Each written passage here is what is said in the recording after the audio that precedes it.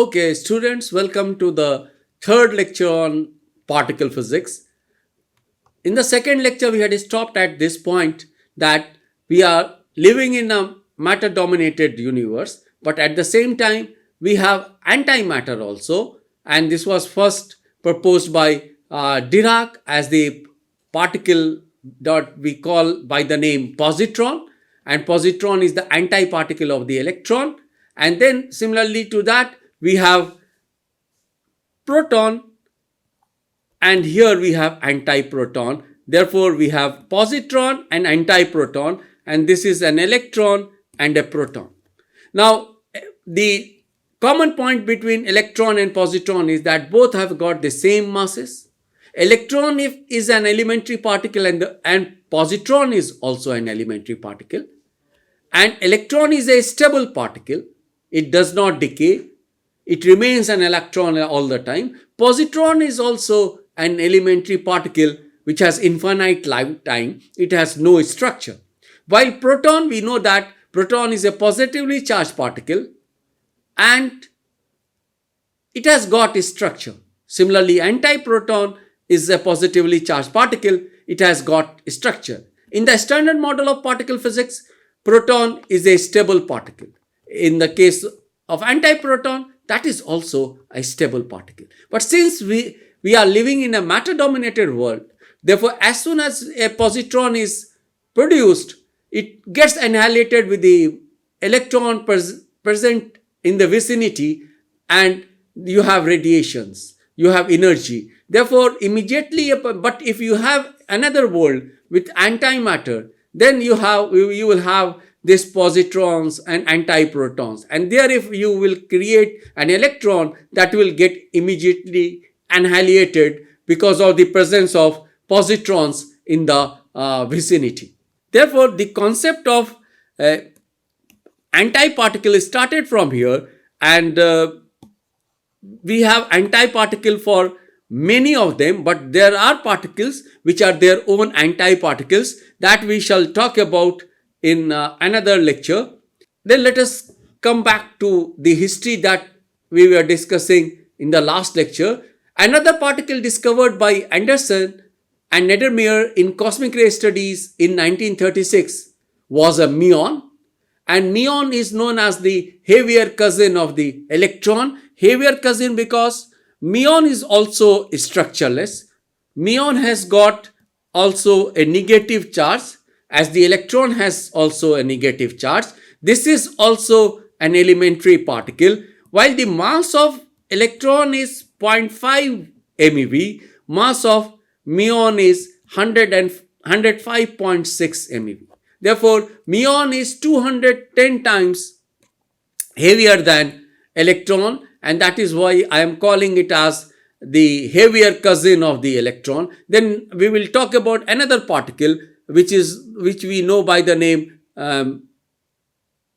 tauon, whose mass is still much larger than the muon, and these three are the charged leptons that we will call later in the lecture, that we have electron as a charged particle, muon as a charged particle, and tauon as another charged particles. And muon is heavier cousin of electron, and tauon is the heaviest cousin of electron. Tauon mass is around 1.7 GeV. Therefore, this journey of particle physics started with the discovery of electron, and then we saw that proton was discovered by Rutherford, Chadwick discovered neutron, muon was discovered by Anderson and Neddermeyer. In the meantime, a particle that we know by the name neutrino was proposed by Pauli in 1930, that was discovered in 1956. Therefore, this is what I am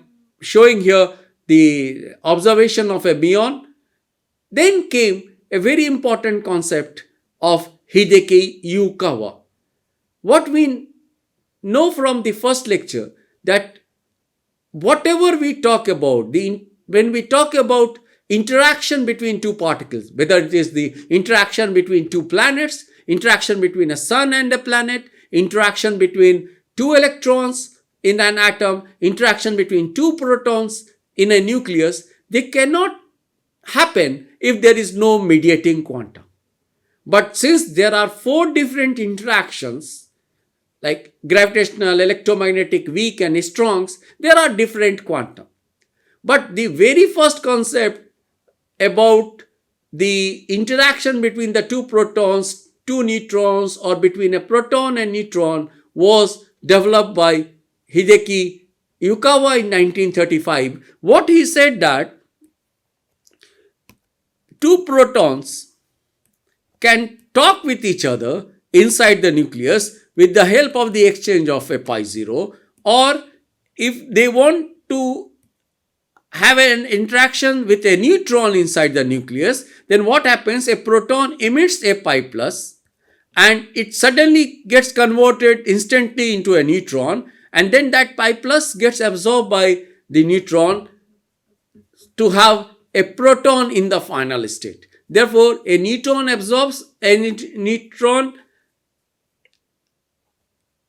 proton emits a pi plus to get converted into neutron, and neutron absorbs that pi plus to have proton. Similarly, a neutron emits a pi minus. As soon as it emits a pi minus, it gets converted into a pi plus, and then pi minus gets absorbed by the proton, and you have a neutron in the final state. This is how he suggested that pions, which he called it as by the name meson.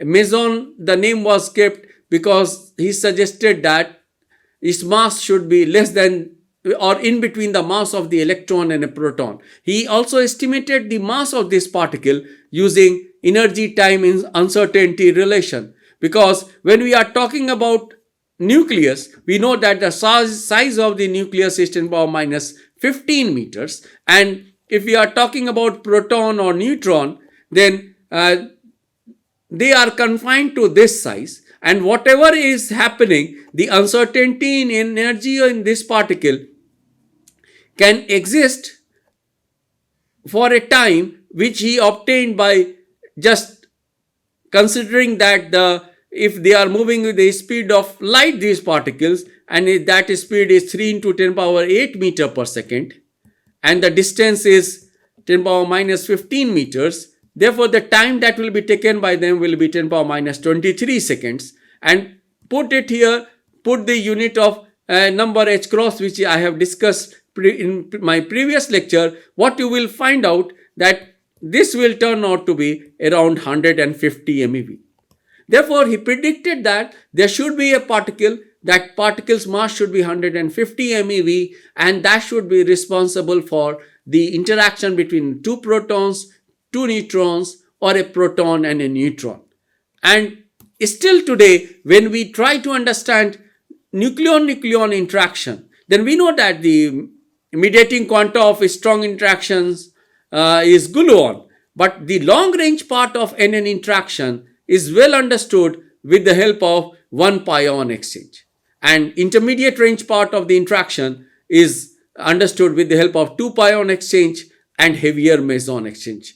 Therefore, this concept of Yukawa was very important, and this pion, which was predicted by Yukawa, this was observed by Powell group in 1947 during cosmic ray experiment using cloud chambers, and they identified the tracks of the particles and concluded that really pions exist, and there are 3 charge states of pions: pi plus, pi minus, and pi 0, and these particles are not fundamental particles. These particles, they decay into other particles, and what we know that they are made up of quark anti-quark pairs. In 1952, Segre and others identified a short-lived particle in cosmic ray interaction, which they call it as a lambda particle.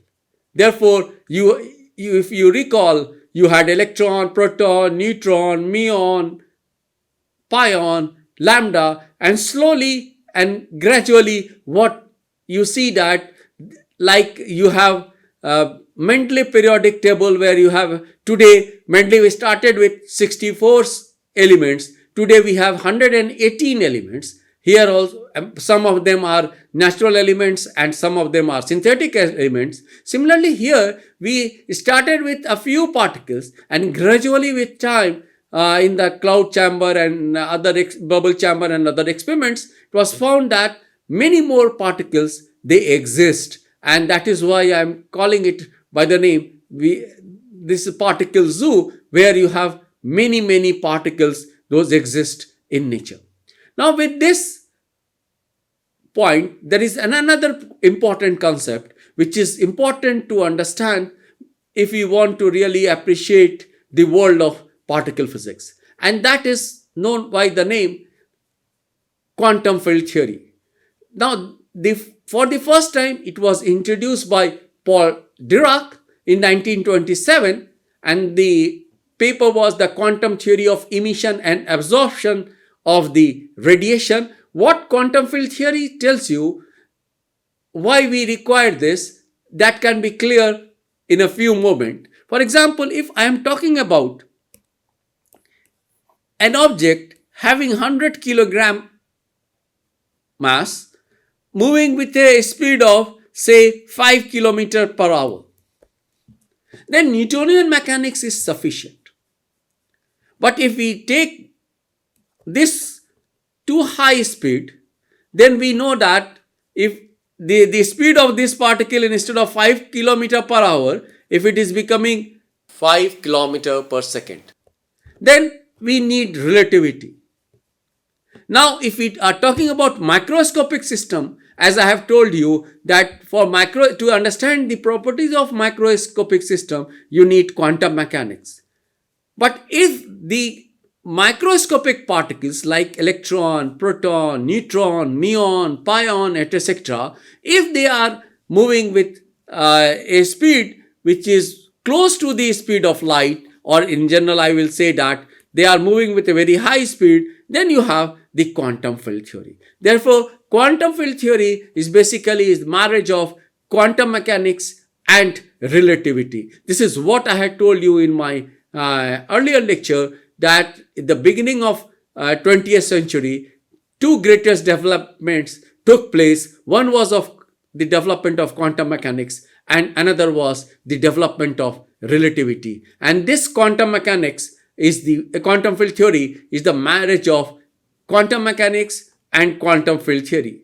And what it tells you, that fields pervade space and particles are manifestation of excitations in these fields. For example, there is a separate electron field, separate proton field, pion field, etc. And the excitation of these fields result in the existence of particles. Therefore, you have a wheat field, you have a maize field, you have a rice field, etc., etc. And the excitations here,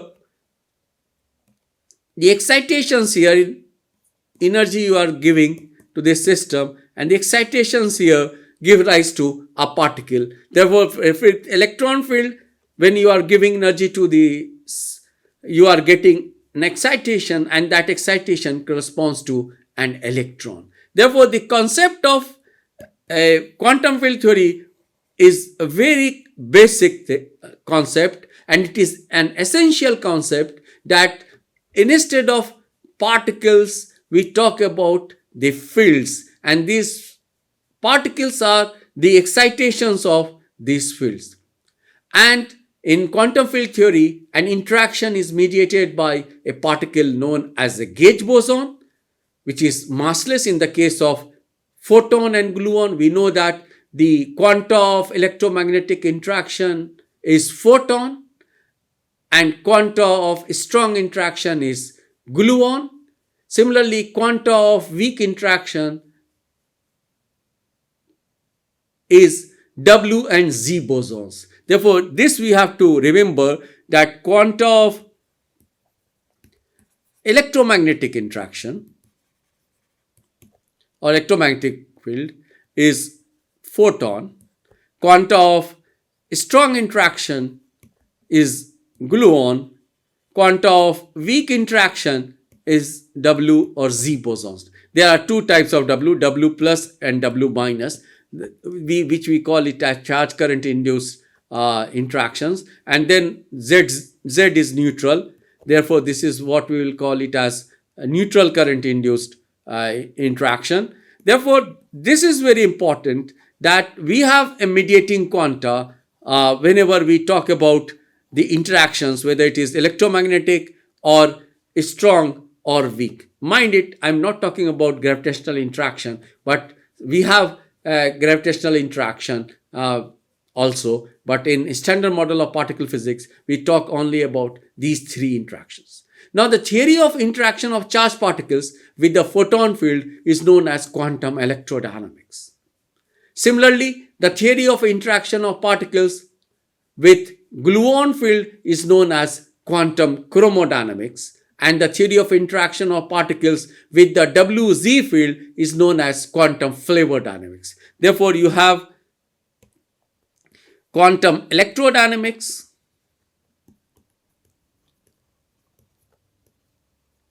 quantum flavor dynamics, and quantum chromodynamics. Chro stands for color dynamics. Therefore, quantum electrodynamics is the theory of interaction, or we can say this is a quantum theory of interaction of charged particles with the photon field. Quantum flavor dynamics is the quantum theory of interaction of particles with the W and Z fields, and quantum chromodynamics is the quantum theory of interaction of particles with the gluon fields. And these are very important topics in the fields of particle physics. Some of them we shall talk about later in this course. And what I'm telling you, gluons mediate the strong nuclear force binding quarks within the protons and neutrons. And I'm not talking about gravitons, and they are not member of standard model of particle physics. They are yet to be observed, but they are essential to understand gravitational interaction. Now, what we see that there are many particles, those exist in nature. And you can look at them. Then we have zoo of particles. We have proton, which has got positive charge. We have neutron. We have lambda particle. We have three different sigma particles, sigma plus, sigma 0, sigma minus, omega minus particle, cascade 0 and cascade. This is known as cascade. There is neutral cascade. There is a negatively charged particle. Then we have sigma particle, sigma plus, sigma 0, sigma minus. Similarly, this is called a delta particle. This is called a rho particle. This is called a pion. We have K plus, K0, K minus, K0 bar, etc. Therefore, there are 4 different types of pions. This is an omega particle. This is a neutral particle. We have electron, positron. We have tau minus, tau plus. We have mu minus, mu plus. We have eta. As eta, it is also neutral particle. Similarly, we have eta 0 prime, another meson. Therefore, we have hundreds of particles. We will see that we have hundreds of particles. Those exist in nature. Now, the question arises whether all these particles are of the same nature or they have got different nature. And what has been done? People have broadly classified these particles into 2 broad groups, which we call by the name fermions and bosons. Therefore, the important point is that the particles I'm talking about, see the list which I have provided in the previous slide are those particles which have been observed in nature, which we have experimentally observed, which people have seen in the cloud chamber and other experiments. And what I'm telling you, that these particles may be broadly divided into 2 types. One what we call it as fermions, and other what we call it by the name bosons. What are fermions? Fermions are those particles which follow Fermi-Dirac statistics. Therefore, what are fermions? They are those particles which follow Fermi-Dirac statistics. These are those particles which have got spins half odd integer multiple of h cross. For example, electron spin is half h cross, proton spin is half h cross, electron spin is half h cross, proton spin is also half h cross, but delta's spin is 3 by 2 h cross. Similarly, you have particle with the spin 5 by 2 h cross, you have particles with the spin 7 by 2 h cross, and all these particles are called fermions. Then the other important point with these are they obey Pauli's exclusion principle. And what is Pauli's exclusion principle? This tells you that no two identical fermions can have all the quantum numbers same. That means you cannot put in one state two electrons which have same quantum numbers. That is not allowed in the case of fermions. Therefore, fermions obey Fermi-Dirac statistics, fermions obey they obey Pauli's exclusion principle. Their spins are half odd integral multiple of h cross, and we will see in a few minutes that they are described by antisymmetric wave functions. Therefore, these are the four important properties associated with the fermions. Then similarly, we have bosons. What are bosons? Bosons are the particles which obey Bose-Einstein statistics.